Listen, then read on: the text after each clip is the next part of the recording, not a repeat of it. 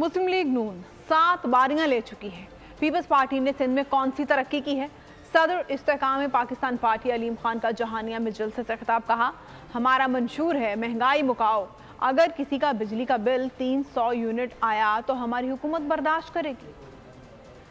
मुल्क में जो बादशाहत करने वाली जमातें हैं उनके खिलाफ खड़ा होना कि ये जो बारियां लगाती हैं जमातें, एक दफा एक आ जाती है, फिर दूसरी आ जाती है, फिर पहली आ जाती है, इसके खिलाफ खड़ा होकर सियासत करनी है। अवाम को इनके चुंगल से निजात दिलानी है। जहांगीर खान साहब की सरबराही में तहरीक इंसाफ में शमूलियत इख्तियार की और क्या सोचा कि चेयरमैन तहरीक इंसाफ की क़यादत में एक खूबसूरत पाकिस्तान बनाएंगे, एक नया पाकिस्तान बनाएंगे। जहांगीर खान तरीन अपने इलाज के लिए लंदन गए, उनको कैंसर का मर्ज था, अपना इलाज करा के वापस घर नहीं आए, एयरपोर्ट से सीधा जलसागाह पे पहुंचे। ये थी कमिटमेंट इंसान की। अगर आपको ये वीडियो पसंद आई है तो हमारे चैनल को सब्सक्राइब करें और बेल आइकन को प्रेस करें।